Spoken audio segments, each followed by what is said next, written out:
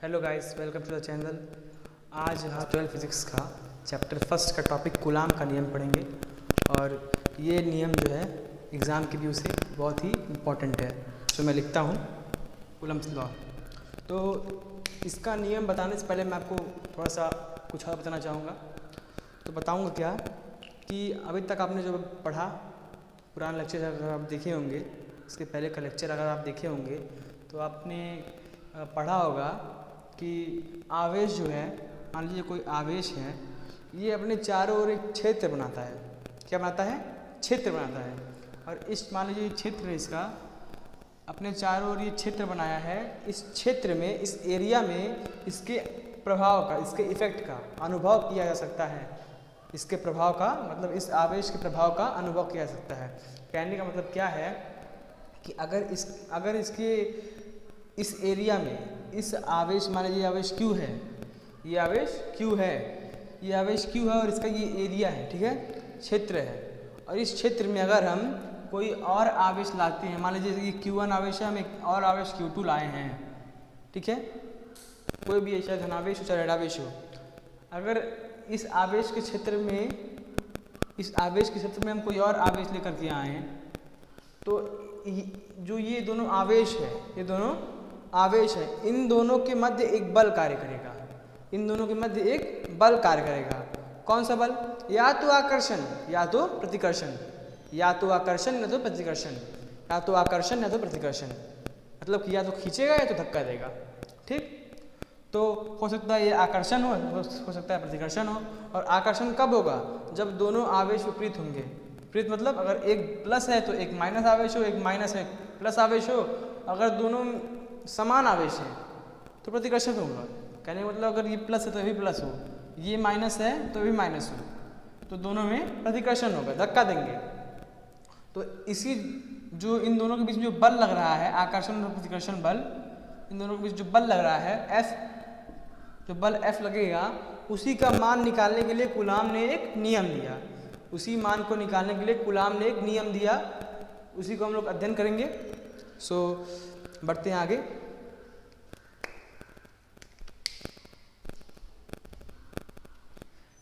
सन 1785 ईस्वी में दो बिंदु आवेशों के बीच लगने वाले सन 1785 ईस्वी में दो बिंदु आवेशों के बीच लगने वाले बल का मान ज्ञात करने के लिए कूलाम ने एक नियम प्रतिपादित किया, जिसे कूलाम का नियम कहते हैं। तो क्या इसमें लिखा है कि दो बिंदु आवेश हैं, उनके बीच लगने वाले बल का मतलब जो मैंने बताया अभी, उनके बीच जो दो आवेश होंगे उनके बीच जो बल लगेगा, उस बल का मान ज्ञात करने के लिए कूलाम ने एक नियम दिया, इसे कूलाम का नियम कहते हैं। अब इस जो पैराग्राफ है इसमें से आपको एक वर्ड दिख रहा है बिंदु आवेश।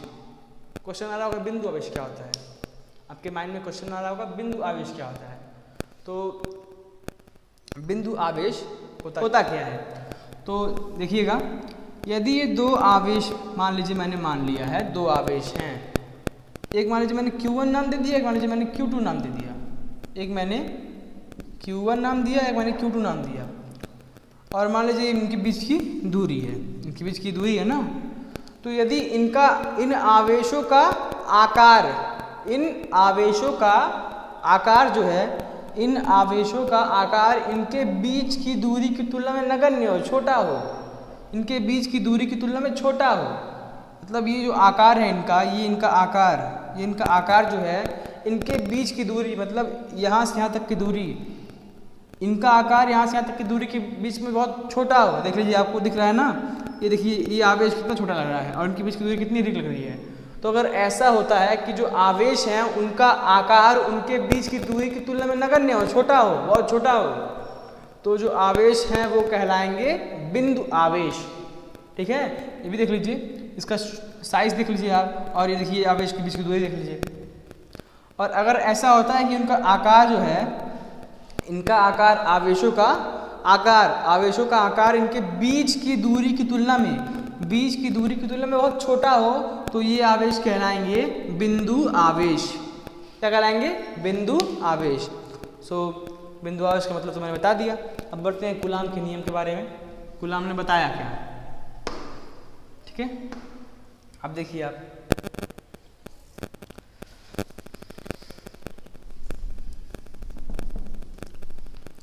देखिए कूलाम ने 2 पॉइंट्स रखे अपने नियम में, 2 पॉइंट्स रखे।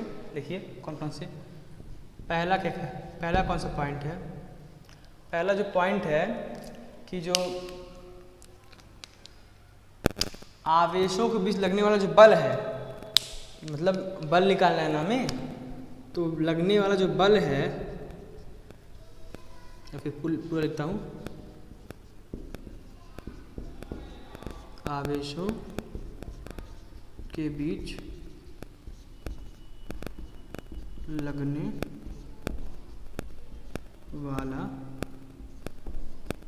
बल जो F है वो प्रोपोर्शनल होता है, अनुक्रमानुपाती होता है, अनुक्रमानुपाती होता है। जो बल F है, मतलब अगर ये आवेश मान लीजिए 2 आवेश Q1 है Q2 है, ठीक, ये 2 आवेश Q1 है Q2 है और ये उनके बीच की दूरी है, ये इनके बीच की दूरी है। मान लीजिए मैंने दूरी के नाम दे दिया R, आवेशों को नाम दे दिया Q1 Q2 और बीच की दूरी को नाम दे दिया R।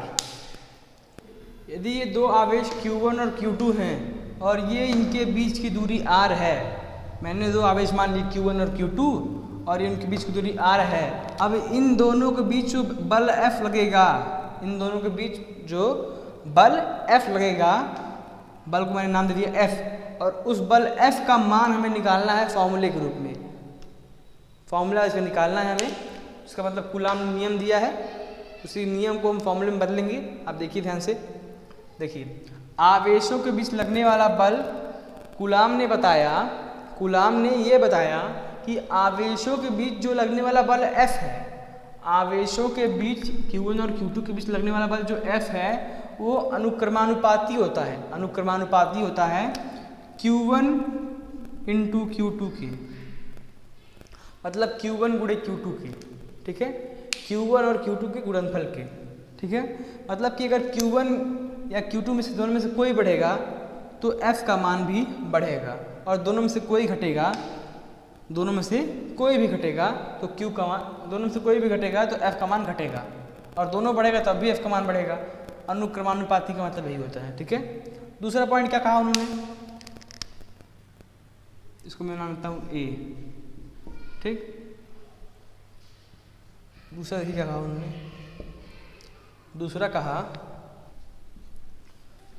दूसरा उन्होंने कहा कि आवेशों के बीच लगने वाला जो बल F होता है दूरी के वर्ग के व्युत्क्रमानुपाती होता है, ठीक है।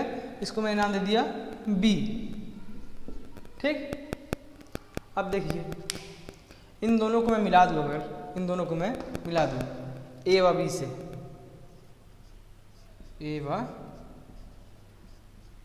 B से, ठीक। अब देखिए इन दोनों को अगर मैं मिला दूं तो क्या मिल जाएगा, F जो होगा वो प्रोपोर्शनल आएगा Q1 इंटू Q2 के, Q1 इंटू Q2 के और बटे R स्क्वायर के, ये आएगा ना। प्रोपोर्शनल में Q1 इंटू Q2 था और प्रोपोर्शनल में 1/r स्क्वायर था, ठीक। अब ये बन के आया। अब आपने अगर इसके पहले वाले क्लास में पढ़ा होगा, 11th में पढ़ा होगा, तो आप जानते होंगे कि अगर अनुक्रमानुपाती का चिन्ह हटता है तो क्या आता है, एक नियतांक आता है, एक कांस्टेंट आता है।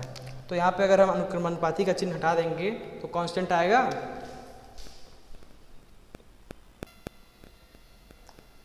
तो मैं ऊपर और रफ करता हूँ।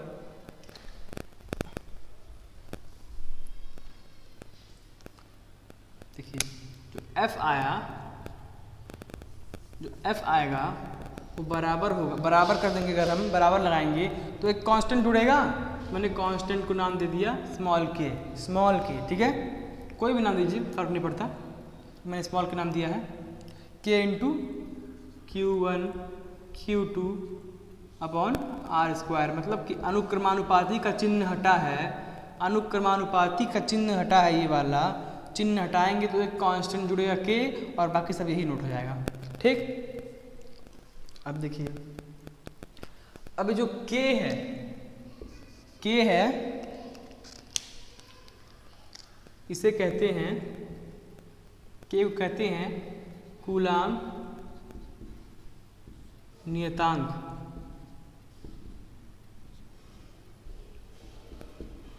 ठीक, और जो ये नियम समीकरण एक, अगर मैं नाम दे दूं समीकरण एक, और समीकरण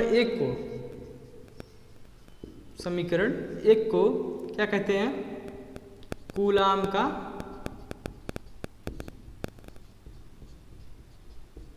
नियम कहते हैं। ये कूलाम का नियम हो गया। ठीक,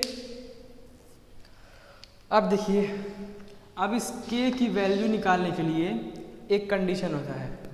k की वैल्यू एक नहीं होती, निश्चित नहीं होती है उसकी, k की एक निश्चित वैल्यू नहीं होती। इसका मान, k का जो मान है, इस k का मान निर्भर करता है। क्योंकि देखिए Q1 Q2 तो आवेश पर निर्भर करेगा कि आवेश का परिमाण कितना है, आवेश का, आवेश पॉजिटिव है या नेगेटिव है, और उसका परिमाण कितना है।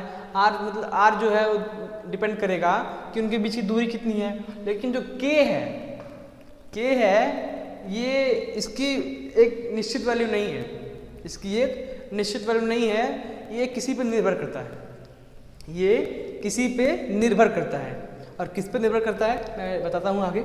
देखिए जो k की वैल्यू है, k की वैल्यू फिक्स्ड नहीं है, k की वैल्यू फिक्स्ड नहीं है, k की वैल्यू दो बातों पर निर्भर करता है। k की वैल्यू दो बातों पर निर्भर करता है, और दो बातों पर निर्भर करता है, इससे उसका मान भिन्न आता है, एक निश्चित मान नहीं होता है। तो उसको निकालने के लिए मैं लिखता हूँ आगे। अब देखिएगा, इस समझने वाला टॉपिक है, आप समझिएगा ध्यान से। ठीक है, ये फॉर्मूला है। अब देखिए, जो ये k है मतलब कूलाम नियतांक, लिख रहा हूँ, कूलाम नियतांक।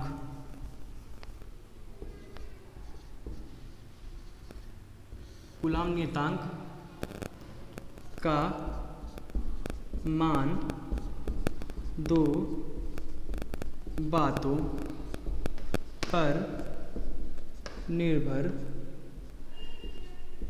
करता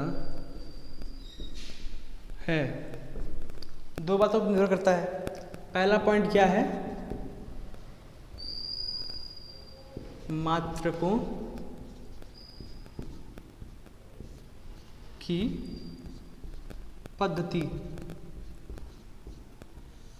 मतलब मात्रक जो है वो किस पद्धति में लिखी है, एसआई में है, एसआई में या फिर सीजीएस में है, किस में लिखा है। ठीक है, दूसरा आवेश किस, तो आवेशों के बीच का माध्यम। ठीक, अब देखिए, जो k की वैल्यू है, k कूलाम नियतांक, कूलाम नियतांक जो k की वैल्यू है वो दो बातों पर निर्भर करती है। जो k की वैल्यू है दो बातों पर निर्भर करती है। पहला क्या है, मात्रकों की पद्धति, मात्रकों की पद्धति, मात्रकों की पद्धति मतलब जो k, जो सब मात्रक हैं, जो इन सब में मात्रक यूज होंगे वो एसआई में यूज होंगे या फिर सीजीएस में यूज होंगे, एसआई में यूज होंगे या फिर सीजीएस में यूज होंगे। और दूसरा क्या है, आवेशों के बीच का माध्यम, मतलब कि अगर ये दो आवेश Q1 और Q2 हैं तो ये आवेश जो है रखे कहाँ हैं, क्या ये निर्वात में है, क्या ये वायु में है, क्या ये निर्वात में है, क्या ये वायु में है, क्या ये जल में है, क्या ये आकाश में है, किसमें है, उनके बीच का माध्यम, इस पर भी k का मान बदलता है, निश्चित नहीं होता। ठीक है, तो पहला पॉइंट देखिए आप, जो पहला पॉइंट कह रहा है इसमें मात्रकों की पद्धति। तो हम लोग जो चैप्टर पढ़ रहे हैं स्थिर विद्युत की, क्लास 12 का जो फिजिक्स चैप्टर नंबर 1 उसी में पढ़ रहे हैं ना हम, तो इस वाले चैप्टर में हमें फिलहाल जो मात्रकों की पद्धति है इसमें हमें सिर्फ एसआई मात्रक लेके चलना है, एसआई मात्रक लेकर के चलना है। एसआई पद्धति में, एसआई पद्धति में लेके चलना है, मतलब SI पद्धति पढ़ना है, CGS वगैरह नहीं पढ़ना है हमें। ठीक, तो दूसरा पॉइंट क्या है, आवेशों के बीच का माध्यम। तो हम इसे अध्ययन करते हैं, आवेशों के बीच का माध्यम। ये जो पॉइंट है दूसरा वाला, इसको लेकर चलते हैं, आवेशों के बीच का माध्यम। आवेशों के बीच का माध्यम में भी 2 पॉइंट आते हैं, इसमें भी 2 पॉइंट आते हैं। पहला वाला पॉइंट में हम देखिए मात्रा की पद्धति में SI पद्धति पढ़नी है, वो तो आगे हम पढ़ेंगे अभी, क्योंकि सब में आएगा SI पद्धति वाला। और इसमें जो है आवेशों के बीच का माध्यम, आवेशों के बीच का माध्यम वो हम पढ़ते हैं। इसमें भी 2 कंडीशन है। कौन कौन से 2 कंडीशन है? यदि जो आवेश हैं वो निर्वात में रखे हैं या फिर किसी माध्यम में रखे हैं। या तो निर्वात में रखे हैं, ये पहला कंडीशन हो गया, या तो किसी माध्यम में रखे होंगे। ठीक है, तो लिखते हैं यहाँ पे, इसी के अंदर आएगा ये A पॉइंट। जब आवेश निर्वात में रखे हों।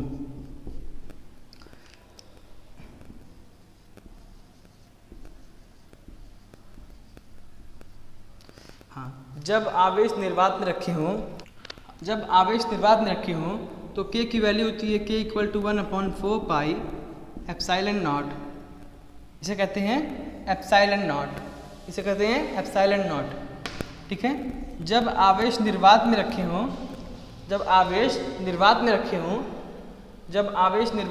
हों, तो जो K का मान होता है 1/4 पाई एप्सिलॉन नॉट, ठीक है। और जो एप्सिलॉन नॉट होता है, इसी एप्सिलॉन नॉट, इसे कहते हैं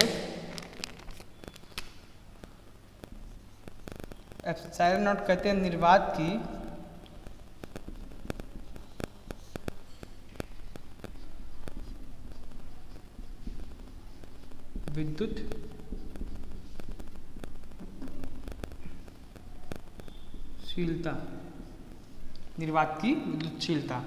एप्सिलॉन नॉट कहते हैं निर्वात की विद्युतशीलता। ठीक, एप्सिलॉन नॉट को कहते हैं निर्वात की विद्युतशीलता। और इसकी वैल्यू कितनी होती है? एप्सिलॉन नॉट की जो वैल्यू होती है, वो होती है 8.85 × 10⁻⁻12 कूलाम स्क्वायर न्यूटन प्रति मीटर स्क्वायर।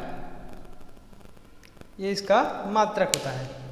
ठीक, और अगर इसी वैल्यू को यहाँ पर पुट करेंगे और फिर सॉल्व करेंगे, इसी वैल्यू को, एप्सिलॉन नॉट की वैल्यू को पुट करेंगे यहाँ पर, इस जगह पुट करेंगे और फिर इस पूरे को सॉल्व करेंगे, तो जो K की वैल्यू आती है वो आती है K बराबर 9 × 10⁹ मात्रक। ठीक, K बराबर 9 × 9 × 10⁹ मात्रक। ठीक है, ये लगभग में आता है। इसका मतलब इसको सॉल्व करेंगे तो लगभग आता है 8.9875। नियर अबाउट इतना आता है, और × 10⁹ आता है। तो इसको लगभग में लिख करके 9 कर देते हैं, इतने को लगभग में लिख करके 9 कर देते हैं। लेकिन हमें मेन इससे काम है। ठीक है, अब देखिए, अब ये सारी वैल्यू अगर हम इस इक्वेशन 1 में पुट कर दें, F की जगह पे, मतलब F में F = K की वैल्यू क्या है? K की वैल्यू क्या है? 1/4 pi epsilon not, 1/4 pi epsilon naught Q1 Q2 R²। यहाँ लिख लीजिएगा आप।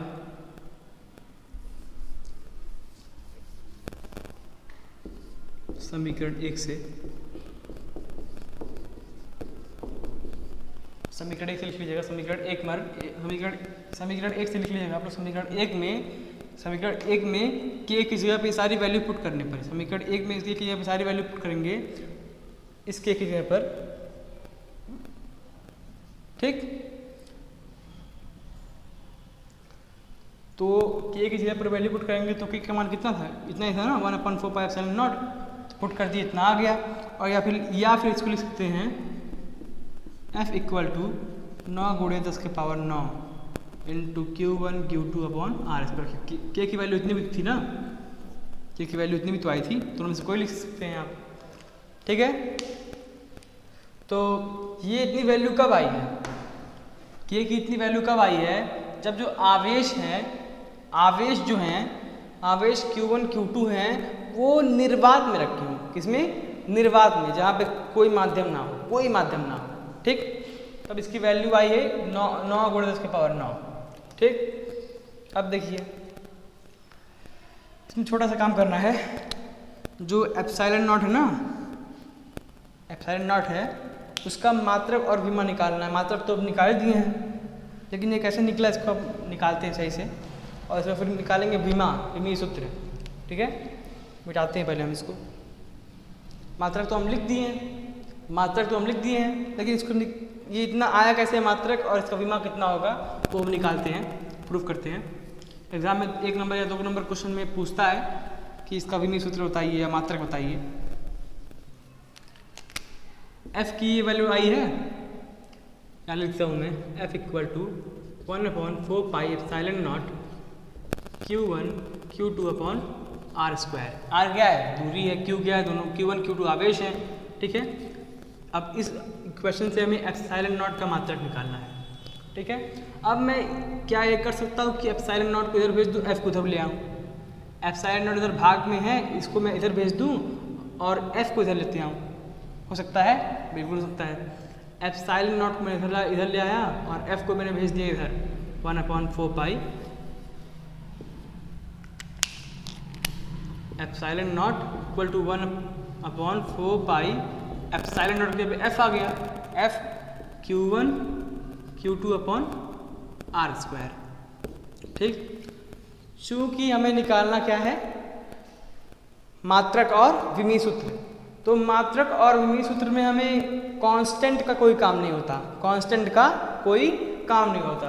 और ये इतना एक कांस्टेंट है कि नहीं? कांस्टेंट, बिल्कुल कांस्टेंट है। इसमें कोई अचर दिख रहा है? बिल्कुल नहीं, सब कांस्टेंट है। तो हमें निकालना है विमा और मात्रक, तो इसकी कोई ज़रूरत नहीं है, इसको मैं छोड़ देता हूँ यहीं पे। हमें निकालना है एप्सिलॉन नॉट का मात्रक। तो ये कांस्टेंट है, कांस्टेंट का मात्रक निकालने में कोई काम नहीं होता है, कांस्टेंट का मात्रक निकालने में कोई काम नहीं होता है। तब इसका कोई काम नहीं, तो इसको हम छोड़ देते हैं, कोई काम ही नहीं है मात्रक निकालना है इसको। तो epsilon naught equal to 1/f। F क्या है? बल है। तो आपको पता होगा, अगर आप 11वीं में पढ़े होंगे, तो अगर हम मात्रक या विमा निकालते हैं किसी राशि का मात्रक या विमा निकालते हैं, तो अगर वो व्युत्पन्न राशि उसमें है, उसमें व्युत्पन्न राशि है, व्युत्पन्न मतलब जो मूल मात्रकों से मिलकर बने होंगे, तो अगर उसमें व्युत्पन्न राशियां हैं, व्युत्पन्न मात्रक हैं, उसमें व्युत्पन्न मात्रक हैं, तो उसको हम तोड़ करके मूल मात्रकों में बदलेंगे। और F क्या है? एक मूल मात्रक है या फिर व्युत्पन्न मात्रक है? F एक व्युत्पन्न मात्रक है, उसको हम तोड़ कर किस में बदलेंगे? मूल मात्रकों में। F जो है, F मीन्स क्या होता है? बल बराबर क्या होता है? द्रव्यमान गुणे त्वरण होता है। अब देखिए, इसके बल की जगह लिख देता हूँ द्रव्यमान गुणे त्वरण। ठीक, इनटू आर क्या है? दूरी है। आर दूरी था ना आवेशों के बीच की, आवेशों के बीच की दूरी थी ना आर। दो आवेश Q1 Q2 थे, उनके बीच की दूरी को मैंने आर नाम दिया था ना। तो आर जो है एक दूरी है, आर एक दूरी ही तो है, आर एक दूरी है, दूरी का स्क्वायर कर दिया मैंने। और Q1 Q2 क्या है? आवेश है। Q1 Q2 का है आवेश है।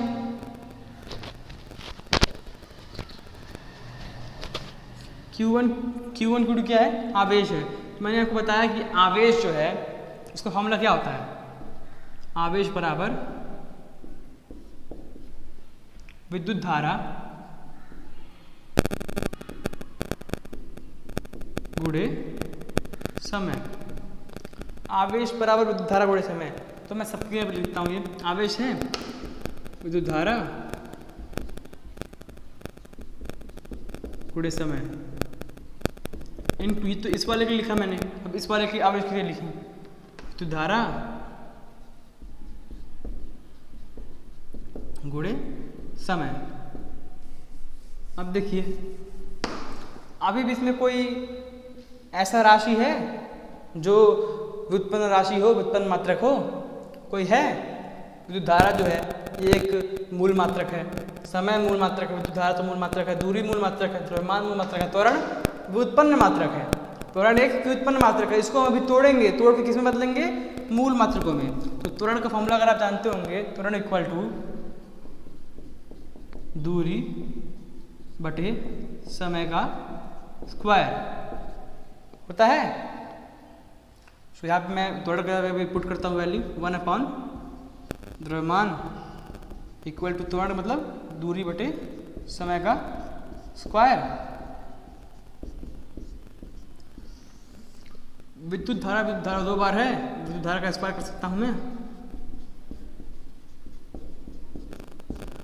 समय दो बार है, समय का स्क्वायर कर सकता हूँ मैं, समय दो बार है, नीचे दूरी का स्क्वायर तो है ही। ठीक, अब सबका मैं मात्रक लिखूं, देखिएगा 1 अपॉन द्रव्यमान का मात्रक क्या होता है?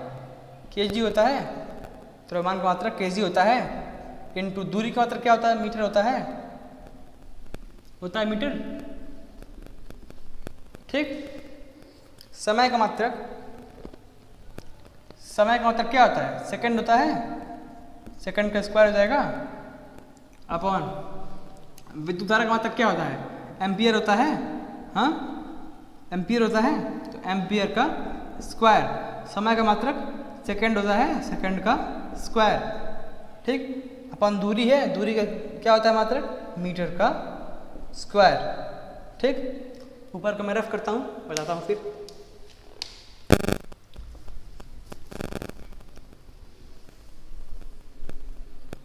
अब देखिए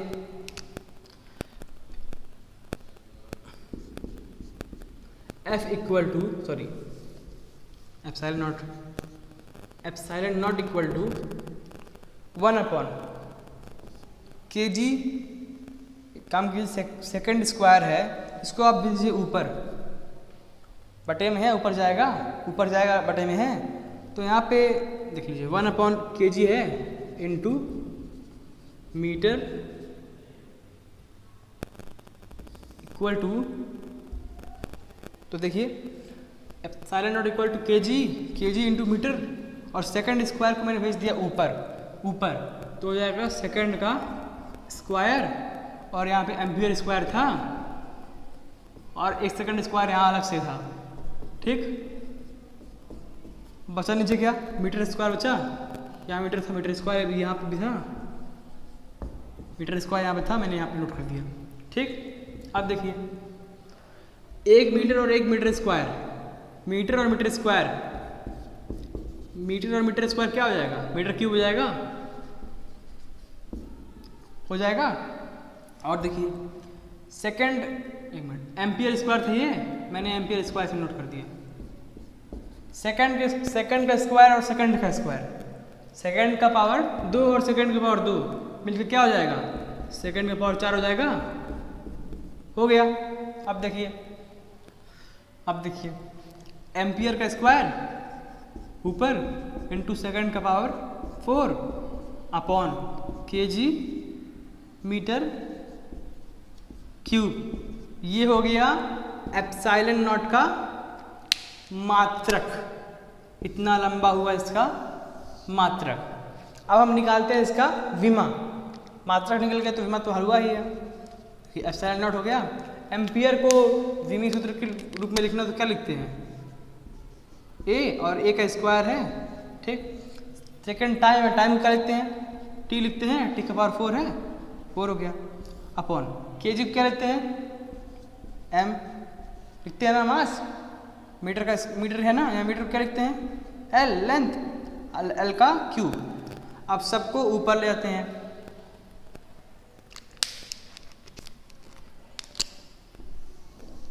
सबको ले आते हैं ऊपर।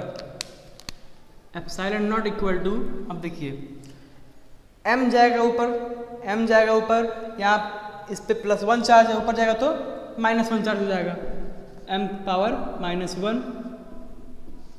ठीक, आप देखिए l है, l का पावर 3 है, प्लस में है, नीचे है, ऊपर जाएगा तो l का पावर -3, बाकी सब क्या है, a का स्क्वायर और दूसरा क्या है t का पावर 4। हो गया। अब देखिए एप्सिलॉन नॉट इक्वल टू, सबको हम एक में लिख सकते हैं, एक में कर दे रहे हैं, m-1 l-3 a का स्क्वायर t का पावर 4। ये हो गया एप्सिलॉन नॉट का विमीय सूत्र। ठीक है, ये हो गया विमीय सूत्र, ये इसका हो गया। फिर आप कर सकते हैं यहाँ पे t को पहले कर दीजिए, t के पावर 4 a का पावर 2, ये हो गया इसका विमीय सूत्र। अब देखिए ये विमीय सूत्र बहुत इंपॉर्टेंट है एग्जाम के व्यू से, एग्जाम में ये 1 नंबर क्वेश्चन में आता है। ठीक, सो आज जो जितना मैंने बताया, तो मैंने क्या बताया अभी कि जो k की वैल्यू थी, स्मॉल k की, कूलाम नियतांक की, वो डिपेंड किस पे करती थी, 2 चीज़ों पे, कि जो ये सब मात्रक है, मैंने मात्रक निकाला ना, ये किस पद्धति में है, सब तो आपको दिख रहा होगा कि SI पद्धति का है। ठीक है, और अगर ये CGS में होते तब इनकी वैल्यू कुछ अलग आती, k की वैल्यू अलग आती। और दूसरा पॉइंट क्या था, किस पर निर्भर करता है k का मान, तो k का मान होता है वो निर्भर करता है कि जो दोनों आवेश हैं वो किस माध्यम में रखे हुए हैं, तो मैंने निर्वात के लिए मान करके ये सॉल्व किया था, तो इसका ये सॉल्व किया, उसके बाद एप्सिलॉन नॉट का निकाला और k की वैल्यू निकाली। और इसकी आगे वाले लेक्चर्स में मैं जो है दूसरा पॉइंट उसका, कि यदि जो आवेश हैं, यदि आवेश जो किसी और माध्यम में रखे हों, निर्वात में ना रखकर किसी और माध्यम में रखे हों, किसी और माध्यम में रखे हों, तो उनकी वैल्यू क्या होगी, ये भी हम अगले लेक्चर में पढ़ेंगे। ठीक है, सो आज के लिए बस इतना ही। अगर वीडियो पसंद आया हो तो प्लीज़ लाइक कीजिए, सब्सक्राइब कीजिए, और नीचे टेलीग्राम ग्रुप का लिंक मेरे डिस्क्रिप्शन बॉक्स में होगा। और अगर इसके पहले के वीडियो आपने देखे नहीं होंगे तो ऊपर आई बटन में लिंक है, आप देख सकते हैं। और अगर पसंद आए तो लाइक कीजिएगा, शेयर कीजिएगा, बिल्कुल कीजिएगा अगर पसंद आए तो। सो मिलते हैं अगले लेक्चर में।